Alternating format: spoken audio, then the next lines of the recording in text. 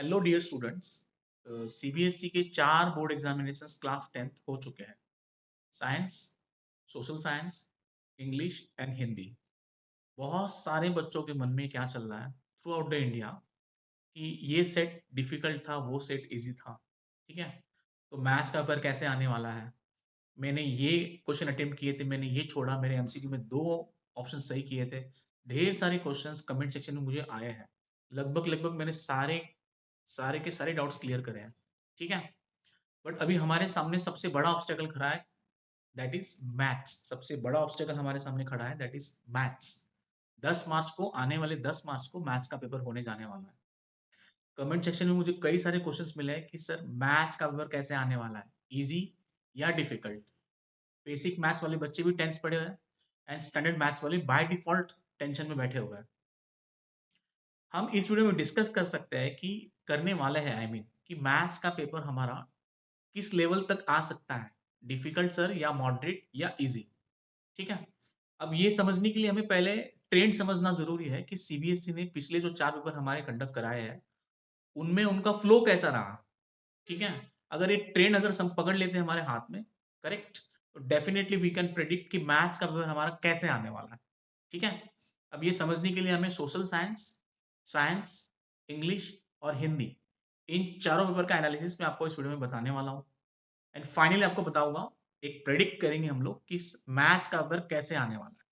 So video थोड़ी सी लंबी होगी, you need to be patience and video को ध्यान से सुनना है बिना स्किप किए। एंड आपके मन में जो भी डाउट्स है आप कमेंट सेक्शन में डेफिनेटली मुझे पूछो, मैं सारों के डाउट्स को डेफिनेटली एक्नॉलेज एंड रिप्लाई दूंगा। ओके, अब वीडियो को ध्यान से सुनते रहना, स्किप मत करना। सबसे पहला हम सब्जेक्ट लेते हैं सोशल साइंस। ठीक है बच्चों, मैंने यहाँ पे एनालिसिस करके कुछ नोट्स अपने लिए बनाई है ताकि वीडियो में आपके साथ डिस्कस कर सकूं। ठीक है, अब वन बाय वन हम डिस्कस करेंगे। सबसे पहले हम लेते हैं सोशल साइंस वाला सब्जेक्ट। ठीक है, अब सोशल साइंस में आप देखो कई सारे बच्चों के मनों में क्या चल रहा था, सर मेरा सेट तो डिफिकल्ट है ना, उसका सेट इजी आया है, सेट 1 डिफिकल्ट है, सेट 2 इजी है, सेट 3 डिफिकल्ट है। ठीक है, कुल मिला के जिनको अपना पेपर अच्छा नहीं गया वो अपने सेट को डिफिकल्ट बोल रहा। ठीक है, बात समझ आ रही है। बट मेरे एनालिसिस के अकॉर्डिंग मैंने जो अपना रिसर्च किया है, ठीक है, चारों पेपर के ऊपर, तो मुझे ऐसा लग रहा है सेट 1 वाज टफर। ठीक है, comparatively set 2 and set 3। Set 1 tough था, नो डाउट। ठीक है, अब इसके अलावा अगर सोशल साइंस में हम देखें तो बच्चों को एवरेज स्कोर आने की संभावना कितनी है, 80 में से बच्चे 60 मार्क्स तक पहुंच सकते हैं। ये एवरेज स्कोर आने की संभावना इस सोशल साइंस के पेपर में हमको दिखाई दे रही है। इसके अलावा मेरा क्या एनालिसिस है, जो हिस्ट्री वाला पार्ट था, हिस्ट्री वाले जो क्वेश्चंस थे बच्चों जनरली कहां से आए थे, वो non cooperation movement, second rise of nationalism in Europe and nationalism in India. यहां से क्वेश्चन हमें देखने मिलेंगे हिस्ट्री के। ठीक है, और जो कॉम्पिटेंसी बेस्ड क्वेश्चन आए थे एमसीक्यूज, आप उसमें देखो प्रिंट कल्चर से भी क्वेश्चन आए थे। ठीक है, ये थोड़ा मेरे लिए भी अनएक्सपेक्टेड था प्रिंट कल्चर से एमसीक्यू में क्वेश्चन आ जाए। ठीक है, एंड जो मैप बेस्ड क्वेश्चन थे, मैप रीडिंग, ठीक है, ये डायरेक्टली एनसीईआरटी से आए थे। ठीक है, दांडी मार्च हो गया, कलकत्ता सेशन हो गया कांग्रेस का। अब इन सब पे मैंने वीडियो बना के रखी हुई है। ठीक है, जब कभी वक्त मिले देख लेना जाके। ठीक है, इसके अलावा पॉलिटिकल साइंस की तरफ हम जाते हैं तो पॉलिटिकल साइंस की लेवल जो थी वो कंपैरेटिवली मॉडरेट रखी थी। ठीक है, स्लाइटली टफ था पॉलिटिकल साइंस। ठीक है, comparatively history, geography and economics. Political science में क्वेश्चंस कहां से आए थे बच्चों, पावर शेयरिंग से आए थे, फेडरलिज्म से आए थे, जेंडर से आए थे, रिलीजन एंड कास्ट से आए थे। ठीक है, तो हम एक जनरल पिक्चर माइंड में क्रिएट कर सकते हैं कि हिस्ट्री वाज कंपैरेटिवली टफेस्ट। ठीक है, specially in short questions and long answers. ठीक है, इन दोनों में हिस्ट्री कैसा था, टफ था। शॉर्ट आंसर्स लिखना भी टफ था एंड लॉन्ग आंसर्स लिखना भी टफ था। ठीक है, ज्योग्राफी की तरफ चलते हैं। ज्योग्राफी कंपैरेटिवली इजीएस्ट था। चारों चैप्टर अगर हम सब्जेक्ट को कंपेयर करें तो geography was one of the easiest section. ठीक है, डायरेक्ट क्वेश्चन आए थे एनसीईआरटी ज्योग्राफी के, one can easily deal with the geography. तीसरा हम समझते हैं इकोनॉमिक्स। इकोनॉमिक्स की जो लेवल आई थी वो मॉडरेट थी, ना डिफिकल्ट ना इजी, बीच वाली थी। ठीक है, हिस्ट्री के क्वेश्चंस अगर आपको डील करने थे तो आपको previous year question papers and इस साल के सैम्पल पेपर्स आप करके जाते हैं तो definitely you can deal with the history के क्वेश्चंस। ठीक है, तो कुल मिला के अगर हम कल्मिनेट करें इसे सोशल साइंस का पेपर कैसे आया था, ठीक है, तो overall difficulty level social science की कैसी रखी थी बच्चों, मॉडरेट डिफिकल्ट, मतलब डिफिकल्ट लेवल अगर डिफिकल्ट कंसिडर करके हम चलते हैं तो उसका मॉडरेट डिफिकल्ट लेवल सीबीएसई ने रखा हुआ था। एंड 4 सब्जेक्ट सोशल साइंस में होते हैं, उसका जो हिस्ट्री वाला सेक्शन था वो टफ था, geography comparatively easy, political science slightly difficult, and आपका इकोनॉमिक्स मॉडरेट। अब ये हो गया आपका सोशल साइंस का एनालिसिस। अब हम चलते हैं बच्चों साइंस की तरफ, साइंस भी एक बार एनालिसिस करते हैं, ठीक है। अभी पिक्चर क्लियर होगा कि हमारा मैथ्स का पेपर कैसे आने वाला है। मन में कुछ भी डाउट्स आ रहे हैं डेफिनेटली कमेंट सेक्शन में मुझे पूछना जरूर। अब मैथ्स साइंस की तरफ चलते हैं बच्चों। साइंस का जो पेपर आया था बच्चों, एक तो साइंस का पेपर परफेक्ट बैलेंस था, किस चीज का, थियोरेटिकल क्वेश्चंस का, एंड दूसरा एप्लीकेशन बेस्ड क्वेश्चंस। बच्चों याद से समझना है आपको एक चीज यहाँ पे, ध्यान से, एक तो थियोरेटिकल क्वेश्चंस एंड दूसरा एप्लीकेशन बेस्ड क्वेश्चंस। इसके पीछे सीबीएसई आपको क्या टेस्ट कर रही है, आपकी कंसेप्चुअल अंडरस्टैंडिंग को टेस्ट कर रही है, ठीक है। नो डाउट कि इस पे अच्छे से क्वेश्चन पूछे थे, ठीक है। इसके अलावा न्यूमेरिकल क्वेश्चंस भी अच्छे से पूछे थे। न्यूमेरिकल क्वेश्चंस को डील करने के लिए फॉर्मूला बेस्ड डायरेक्ट क्वेश्चन पूछे थे, जिनकी लेवल मॉडरेट रखी थी, कोई डिफिकल्ट या टफ क्वेश्चंस नहीं थे साइंस के अंदर न्यूमेरिकल, ठीक है। Diagrams and experiment based question जो आए थे वो डायरेक्टली एनसीईआरटी से आए थे, तो नो नीड टू वरी, वहां पे भी बोल नहीं सकते कि टफ था सर, डिफिकल्ट पार्ट था, ठीक है। अगर साइंस के पेपर को हम कंपेयर करते हैं इस साल के सैंपल पेपर के साथ, ठीक है, तो साइंस का पेपर बोर्ड का इजी था, कंपेयर करेंगे सैंपल पेपर के साथ, तो समझ आई बात। इसके अलावा एनसीईआरटी का रिलेवेंस देखोगे आप, NCERT was sufficient for scoring good enough marks in science, ठीक है। अगर आप एनसीईआरटी अच्छे से घुट के पी गए थे, ठीक है, तो डेफिनेटली आपको साइंस का पेपर डिफिकल्ट तो नहीं लगना चाहिए अकॉर्डिंग टू माय एनालिसिस, ठीक है। So overall difficulty level of science कैसी थी बच्चों, मॉडरेट थी, तो हम उसे बोल नहीं सकते साइंस डिफिकल्ट आया था, ठीक है, या फिर बहुत इजी था। मैं ये नहीं कह रहा हूं बहुत इजी भी था, मैं कह रहा हूं मॉडरेट था। सेम सोशल साइंस में मैंने अभी आपको यही कहा है, मॉडरेट, ठीक है। ये 2 पेपर का एनालिसिस है मेरा। अब चलते तीसरे पेपर में बच्चों, इंग्लिश का पेपर है बच्चों, इंग्लिश का पेपर एनालिसिस बताता हूं मैं आपको मैंने क्या किया हुआ है। इंग्लिश के अंदर रीडिंग कॉम्प्रिहेंशन जो सेक्शन था, मतलब पैराग्राफ वाला, ठीक है, comparatively difficult, I do agree, ठीक है। रीडिंग सेक्शन जो कॉम्प्रिहेंशन जो पैराग्राफ हमारे आते हैं, पैराग्राफ बेस्ड क्वेश्चंस, तो it was comparatively difficult, it was not that much of easy, time consuming भी डेफिनेटली था, ठीक है। अब बहुत सारे बच्चों की एक ही लैंग्वेज के पेपर हमेशा हर साल मैं देखता हूँ कि सर टाइम कम पड़ रहा है, टाइम कम पड़ रहा है, टाइम कम पड़ रहा है, ठीक है। बच्चों टाइम एक्चुअली कम नहीं पड़ना चाहिए, इसका सिंपल मतलब ये है कि आपकी प्रैक्टिस कम है।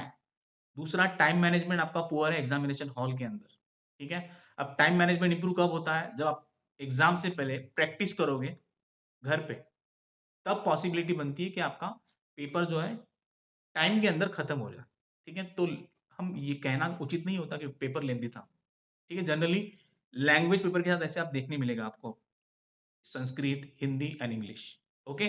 इसके अलावा सीबीएसई बहुत सारे लैंग्वेज पेपर कंडक्ट करती है। अब आगे चलते हैं, अगर हम इंग्लिश के पेपर को कंपेयर करते हैं इस साल के सैंपल पेपर के साथ, ठीक है, तो जो इंग्लिश का पेपर आया था इस बार का वो इजी था, अगर हम सैंपल पेपर के साथ कंपेयर करेंगे तो। मेन बोर्ड एग्जाम का जो पेपर था, आई मीन, क्लियर यहां तक। आगे चलते हैं, एनसीईआरटी के साथ रिलेट करते हैं अगर हम लोग इस साल का पेपर, ठीक है, तो NCERT was enough to score good enough marks in English, ठीक है। नो डाउट आप केवल एनसीईआरटी अच्छे से करके जाते तो भी आपके अच्छे मार्क्स आते इंग्लिश में। होपफुली आप सबका पेपर अच्छा गया होगा, आप सबके मार्क्स अच्छे आने वाले हैं, ठीक है, क्रॉस द फिंगर। आगे चलते हैं इंग्लिश के बच्चों, इंग्लिश में बच्चों स्टूडेंट्स की रिएक्शन कैसी थी बच्चों, इंग्लिश वाले पेपर के दिन जब वो बाहर आए थे, सबकी रिएक्शन ली जाती है ना, मीडिया कवर करती है, ठीक है। बच्चों ने, मैक्सिमम बच्चों ने, many of the students express the relief, ठीक है, कि पेपर अच्छा गया है सर, ठीक है। टीचर का रिएक्शन देखोगे तो यू विल फाइंड दैट कि teachers are saying the exams having balanced structure. Question paper कैसा आया था उनके अकॉर्डिंग, बैलेंस स्ट्रक्चर देखने मिल रहा है, जो ऑफर कर रहा है बच्चों को कि आपको लैंग्वेज, आपकी लैंग्वेज एबिलिटी कितनी अच्छी तरीके से ग्रो हुई है ये शो करने का मौका इस इंग्लिश पेपर ने आपको दिया है अकॉर्डिंग टू टीचर्स। ये उनकी रिएक्शंस थी। तो इंग्लिश को भी हम एकदम कल्विनेट करते हैं, कंक्लूड करते हैं। ओवरऑल डिफिकल्टी लेवल इंग्लिश की कैसी थी, मॉडरेटली इजी थी, ठीक है, मतलब one can easily deal with the English paper. उसमें तो हम बोल नहीं सकते कि ये मेरा लेवल, ये मेरा सेट, ये टफ था, ये इजी था, नो। ठीक है, तो social science moderate, science moderate, English moderate, ठीक है। तीनों के तीनों पेपर्स में अब तक हमको मॉडरेट लेवल दिखाई दे रही है। एक पेपर का एनालिसिस और डिस्कस करेंगे हिंदी का, ठीक है, उसके बाद चलेंगे मैथ्स की प्रेडिक्शन की तरफ, पेपर कैसे आने वाला है। अब देखो इंग्लिश में दो कोर्स थे, course A and course B, ठीक है, बट इंग्लिश में सेम बच्चों की कंप्लेंट आ रही है पेपर लेंदी था। अब थोड़ी देर पहले मैंने आपको बताया था पेपर लेंदी नहीं होता, हमारी प्रैक्टिस कम होती है। ओके, अब according to the Shweta Gupta ma'am, ठीक है, जो हिंदी एजुकेटर है, कहां पे, Jain international residential school Bengaluru में, ठीक है, इनका कहना है, उनकी स्टेटमेंट मैं आपको पढ़ के बता रहा हूं, class 10th Hindi paper was well organized and entirely based on the NCERT syllabus। Paper कैसे आया था उनके अकॉर्डिंग, वेल ऑर्गेनाइज था और सारा का सारा एनसीईआरटी बेस्ड अकॉर्डिंग था, एनसीईआरटी के सिलेबस के बेस्ड था, ठीक है। It followed the CBSE sample paper pattern and gave students a fair chance to show their understandings of the subject। ठीक है, बच्चों को चांस दे रहा है ये क्वेश्चन पेपर कि उनकी अंडरस्टैंडिंग शो करने का मौका दे रहा है भी, ठीक है। ये किसके अकॉर्डिंग मैं आपको बता रहा हूँ, श्वेता गुप्ता, ठीक है, जो हिंदी एजुकेटर है, Jain international residential school Bengaluru, ठीक है। अब ये बहुत बड़े पोस्ट पे वहां पे मैम काम कर रही है, तो ये उनका ये है व्यू है टुवर्ड्स द हिंदी पेपर। अब all the all the three sets prepared by the CBSE at having I mean same level, तीनों की लेवल कैसी रखी थी उनके अकॉर्डिंग, तीनों की लेवल सेम है। मैम कह रही है ना कोई सेट टफ था, ना कोई इजी था, ना कोई मॉडरेट था, तीनों की लेवल कैसी रखी है, सेम। एमसीक्यूज कैसे आए थे बच्चों, अब मेरे अकॉर्डिंग एमसीक्यूज सिंपल आए थे एकदम। दूसरा, ग्रामर सेक्शन कैसे आया था, वेल बैलेंस्ड। तीसरा, रीडिंग कॉम्प्रिहेंशन सेक्शन थोड़ा थोड़ा मॉडरेट था, ठीक है, एकदम इजी बोलना मेरे अकॉर्डिंग उचित नहीं है, ठीक है। राइटिंग सेक्शन स्लाइटली चैलेंजिंग था, not difficult, slightly challenging, challenging something different जिसमें आपको बहुत दिमाग लगाना पड़ेगा, ठीक है, एंड डिफिकल्ट जो आपको समझ ही नहीं आ रहा है।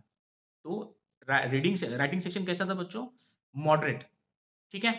अब आगे चलते हैं, रीडिंग कॉम्प्रिहेंशन मैंने आपको बता दिया, राइटिंग सेक्शन मैंने आपको बता दिया, लिटरेचर सेक्शन कैसा है बच्चों, सेम हिंदी का मॉडरेट, उसकी लेवल पे कैसी रखी थी, मॉडरेट, ठीक है। लिटरेचर सेक्शन डेफिनेटली बेसिकली बच्चों को मेमोरी पावर चेक करने के लिए क्वेश्चंस नहीं देता, बल्कि आपने उस सब्जेक्ट्स को किस तरीके से समझा, अंडरस्टैंडिंग पे, आपकी अंडरस्टैंडिंग चेक करने के लिए लिटरेचर सेक्शन दिया गया है। लिटरेचर सेक्शन आपकी अंडरस्टैंडिंग चेक करता है, ओके। तो I repeat once again, MCQ was simple, grammar section well balanced, reading comprehension moderate, writing skills slightly challenging, literature section moderate, ये सबके लेवल है, ठीक है। तो ओवरऑल अगर हम डिफिकल्टी लेवल चेक करते हैं हिंदी की, तो हिंदी भी मॉडरेट लेवल का ही आया था, ठीक है। बच्चों ये रहा चारों पेपर्स का analysis, social science, science, English and Hindi. चारों पेपर की लेवल ऑफ डिफिकल्टी मॉडरेट रखी गई है, एक्सट्रीम डिफिकल्ट या एक्सट्रीम इजी नहीं है, मॉडरेट मतलब मध्यम, मध्यम डिफिकल्ट, ज्यादा कठिन नहीं, ठीक है। अगर इस ट्रेंड को हम स्टडी कर रहे हैं तो हम मैथ्स के पेपर को भी प्रेडिक्ट कर सकते हैं, ठीक है। मैथ्स के पेपर की भी level according to me moderate difficult हो सकती है, ठीक है। अब पॉइंट नंबर 2, जिनका स्टैंडर्ड मैथ्स है, मुझे उम्मीद है, मुझे ऐसा लग रहा है, आई कैन प्रेडिक्ट कि स्टैंडर्ड का पेपर टफ आ सकता है, ठीक है। बेसिक का भी इस बार पेपर हल्का सा टफ बना सकते हैं कंपैरेटिवली प्रीवियस ईयर्स, ठीक है। ये मेरा अपना प्रेडिक्शन है, ठीक है। तो अकॉर्डिंग टू दिस प्रेडिक्शन अपने माइंडसेट को बनाए रखो, ठीक है, एंड इसी माइंडसेट से एग्जामिनेशन हॉल में जाओ कि पेपर मुझे हल्का सा डिफिकल्ट मिलने वाला है मेरी सोच के अकॉर्डिंग, ठीक है। जितना मैं सोच के जा रही हूँ या जा रहा हूँ उसके अकॉर्डिंग थोड़ा सा एक लेवल पेपर डिफिकल्ट मुझे मिलने वाला है, इस माइंडसेट से एग्जामिनेशन हॉल में जाओ। अब जिनका बेसिक है बच्चों, उन्होंने एनसीईआरटी, ठीक है, और एग्जाम्पलर अच्छे से करके जाना है, एनसीईआरटी एंड एग्जाम्पलर, ठीक है। इसके अलावा इस साल के सैंपल पेपर भी आपको करके जाने हैं, ये बेसिक वाले बच्चों के लिए मैंने एक सजेशन दे दिया है। और जिनका स्टैंडर्ड है बच्चों, डेफिनेटली आपको एनसीईआरटी खत्म करनी है। दूसरा, एग्जाम्पलर आपको खत्म करना है। तीसरा, previous year question papers at least 5 साल के क्वेश्चन पेपर आपको करके जाने हैं। चौथा, इस साल के सैंपल पेपर आपको करके जाने हैं। ठीक है। अब पांचवा, आरडी नहीं तो आरएस से एटलीस्ट 7 चैप्टर्स आपको अच्छे से प्रिपेयर करके जाने हैं। 7 चैप्टर। वो 7 इंपॉर्टेंट चैप्टर्स कौन से हैं, मैंने इस पे ऑलरेडी वीडियो बना के रखा हुआ है, बट यहाँ पे मैं एक बार आपको नाम गिनाता हूँ। ठीक है। Real number, polynomial, surface area and volume, area related to circle, arithmetic progression, and coordinate geometry, probability.